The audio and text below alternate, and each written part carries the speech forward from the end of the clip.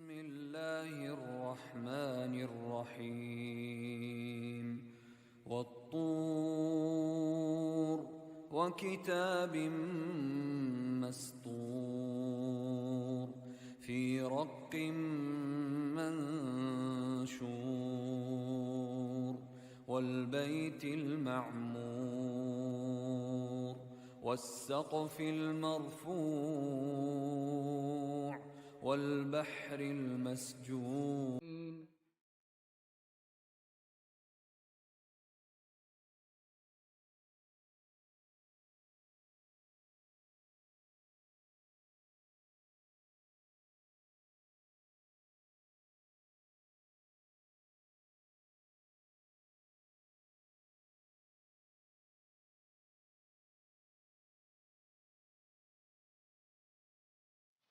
بسم اللہ الرحمن الرحیم۔ السلام علیکم ورحمۃ اللہ۔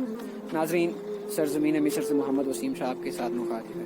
آج ہم حاضر ہیں ایک ایسے مقدس مقام پہ جس کا ذکر قرآن کریم میں کئی مرتبہ آیا ہے، اور خصوصاً اس کے نام سے ایک مکمل صورت نازل ہوئی جس کا نام ہے الطور۔ تو ناظرین، آج ہم موجود ہیں جبل طور پہ، جسے کوہ طور اور جبل سینا کے نام سے، طور سینا کے نام سے بھی یاد کیا جاتا ہے۔ تو آج ہم اس مقدس وادی میں موجود ہیں، اس مقدس پہاڑ پہ انشاءاللہ تھوڑی دیر میں ہم چڑھیں گے۔ ہم تقریباً قاہرہ سے 4 بجے چلے تھے، ابھی ٹائم ہو گیا تھا 12:49، یعنی 8.5 گھنٹے کا مکمل سفر کرنے کے بعد ہم اس مقدس پہاڑ پہ تھوڑی دیر میں انشاءاللہ چڑھیں گے اس مقدس۔ تو ناظرین، یہاں پہ ایک بات بتاتا چلوں کہ جب بھی آپ یہاں پہ آئیں، جہاں سے بھی آئیں، تو جس جگہ سے آپ نکل رہے ہیں، نکلنے سے پہلے اپنی ضروریات زندگی کی ضروری اشیاء ساتھ ضرور لے کے آئیے، کیونکہ یہاں پہ جو نارمل چیز 5 پاؤنڈ کی ملتی ہے، تو یہاں پہ آپ کو 35-40 پاؤنڈ کی ملے گی، یعنی ہر چیز کا 3 گنا ریٹ یا 4 گنا ریٹ لگا کے یہاں پہ لیا جاتا ہے۔ اس کے علاوہ یہاں پہ سردی کافی زیادہ ہے، ابھی ہم اترے تو اندازہ ہو گیا کہ واقعی سردی ہے یہاں پہ۔ انشاءاللہ ہم تھوڑی دیر میں چڑھنا سٹارٹ کریں گے۔ اس پہاڑ کی بلندی 2285 میٹر بتائی جاتی ہے سطح سمندر سے۔ کوہ طور پہاڑ سے پہلے حضرت ہارون اور حضرت صالح علیہ السلام کے مزارات بھی آتے ہیں، جن کی انشاءاللہ میں الگ سے ایک ویڈیو بناؤں گا۔ پہاڑ پہ چڑھتے ہوئے راستے میں حضرت الیاس علیہ السلام کی قبر مبارک آتی ہے، انشاءاللہ ہم اس کی زیارت کریں گے۔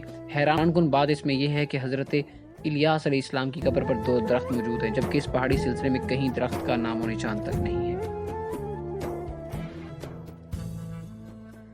جی تو ناظرین، ہم تقریباً 3-3.25 گھنٹے کی مسافت کے بعد اپنی منزل مقصود پہ پہنچے۔ راستے میں دشواریاں آئیں، اس میں تقریباً 5 کلومیٹر کا فاصلہ ایسا جس میں انسان اور چوپائے بھی چل سکتے تھے، لیکن 3.25 کلومیٹر کا فاصلہ ایسا ہے جس میں انسان ہی چل سکتے ہیں، اور وہ سیڑھیاں ہی سیڑھیاں ہیں، اور وہ سیڑھیاں انتہائی مشکل، ان پہ چڑھنا اس سے بھی زیادہ مشکل اور دشوار تھا۔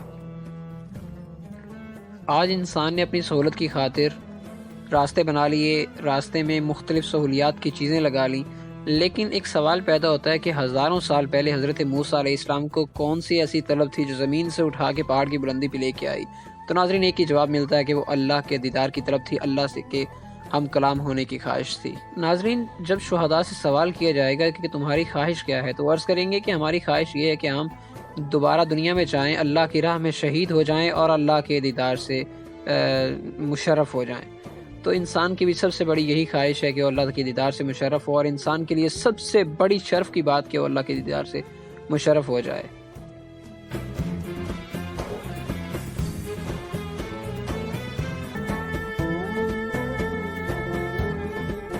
لوگ یہاں پہ 2 وجوہات کی بنا پہ آتے ہیں۔ ایک سب سے بڑی اور مین وجہ جو ہم سب جانتے ہیں کہ اللہ تعالیٰ حضرت موسیٰ علیہ السلام سے یہاں پہ ہم کلام ہوا، اور اس کے علاوہ دوسری خواہش یہ سورج نکلنے کا منظر۔ یہ آپ دیکھ رہے ہیں، بہت ہی خوبصورت منظر ہے یہاں پہ سورج نکلنے کا منظر، جب اس کی شعاعیں پہاڑوں میں پڑتی ہیں، نظروں اور دل کو بھا لینے والا منظر ہے۔ شاید موبائل پہ وہ منظر آپ کو نظر نہ آ سکے جو آنکھوں دیکھا حال ہوتا ہے، بعض کا تو آنکھوں دیکھا حال بھی بیان نہیں کیا جا سکتا ہے۔ جب آپ آئیں گے انشاءاللہ اپنی آنکھوں سے منظر دیکھیں گے۔ اس پہاڑ کی عظمت کا اندازہ اس بات سے لگایا جا سکتا ہے کہ قرآن کریم میں اللہ تعالیٰ نے کئی جگہ پہ اس کا ذکر کیا۔ ایک جگہ ذکر کیا کہ جب حضرت موسیٰ علیہ السلام نے اپنی خواہش ظاہر کی کہ مالک میں تیرا دیدار کرنا چاہتا ہوں، تو اللہ تعالیٰ نے فرمایا موسیٰ تو میرا دیدار نہیں کر سکتا، بس اگر تو میرا دیدار کرنا چاہتا ہے تو میں اس پہاڑ پہ، یہاں کے لوگ بتاتے ہیں کہ جس جانب سے سورج نکل رہا ہے اسی جانب ان پہاڑوں میں سے ایک پہاڑ ہے جہاں پہ حضرت اللہ تعالیٰ نے اپنی تجلی کا ظہور کیا۔ اللہ تعالیٰ نے فرمایا میں اپنی تجلی کا ظہور اس پہاڑ پہ کرتا ہوں، اے موسیٰ اگر اس پہاڑ نے میری تجلی کو برداشت کیا تو میرا دیدار کر سکتا ہے۔ پس اللہ تعالیٰ نے اپنی تجلی کا ظہور کیا۔ حضرت موسیٰ علیہ السلام نے اس تجلی کا کتاب نہ لاتے ہوئے آپ بے ہوش ہو گئے، گر پڑے۔ جب آپ کو ہوش آیا تو آپ اللہ تعالیٰ کی بارگاہ میں نہایت عجز و انکسار کے ساتھ معافی کے خواستگار ہوئے۔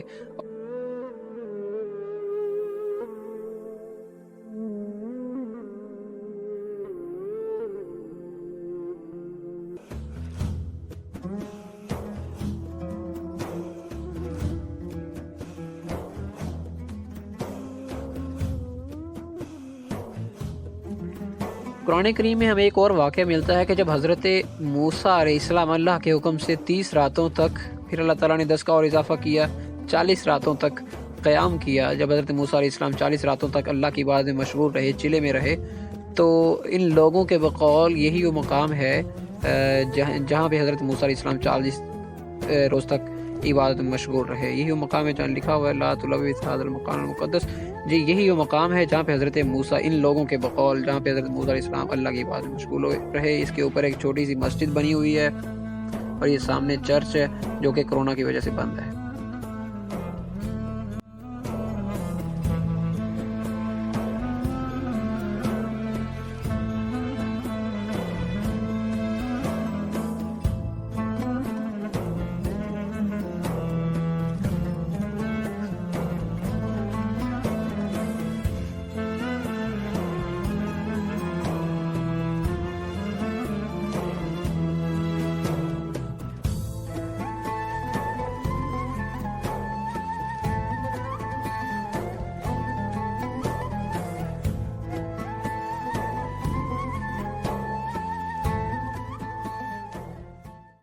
اس پہاڑ کی بلندی پہ انہوں نے یہ ایک چرچ بنایا ہوا ہے جو کہ کرونا کی وجہ سے بند ہے، اور ایک یہ مسجد ہے، اسی میں ہم نے نماز ادا کی، لیکن اندھیرا ہے، نظر نہیں آ سکے گا، لیکن خیر آپ تشریف لائیں گے انشاءاللہ تو آپ خود اس کی زیارت کریں گے۔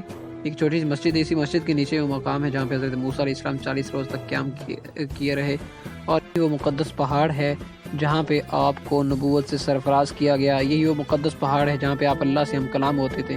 یہی وہ مقدس پہاڑ ہے جہاں پہ آپ نے اللہ سے اپنی خواہش کا اظہار کیا۔ یہی وہ مقدس پہاڑ ہے جہاں پہ آپ نبوت سے سرفراز کیے گئے۔ یہی وہ مقدس پہاڑ ہے جب آپ کو نبوت کی نشانی عصا عطا فرمایا گیا۔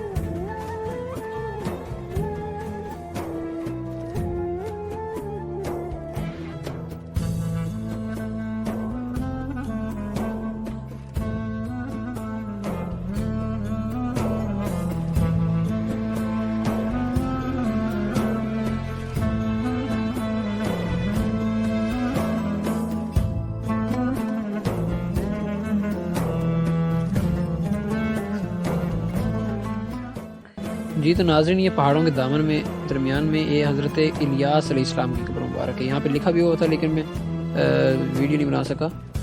یہ 2 درخت بھی نظر آ رہے ہیں حضرت الیاس علیہ السلام کی قبر کی بدولت، یا زوم کیا ہوا کیمرہ، لیکن یہاں پہ جانے کی اجازت نہیں ہے۔